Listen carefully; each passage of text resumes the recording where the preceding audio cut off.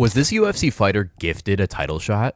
Last night, prior to the UFC 310 ceremonial weigh-in, the UFC had a UFC 311 press conference, and Merab Dvalishvili kept telling Umar Nurmagomedov that he was gifted this title shot, and I actually do not think that that was the case. Now, Umar hasn't fought a lot of the names inside the top 5 of the bantamweight division, but he went out there and beat one of the most complete fighters in Corey Sandhagen. Yes, he might not have the wrestling of someone like Merab, but he did go out there and dismantle him. And yes, I definitely know that Merab is probably the most dominant fighter in the bantamweight division right now. The way he can swarm you with his grappling pressure, and a lot of different components that he can do to break you. But genuinely, I think that this fight, to say that Umar was gifted a title shot would be absolutely insane. I do think that Umar Nurmagomedov is probably the only person right now that could beat Merab Dvalishvili in the top 5. And I genuinely think that Umar is going to go in there and employ different taekwondo strategies as well as a heavy wrestling game to ultimately negate and take over the fight against Merab. And that's why I sit here and pose the question,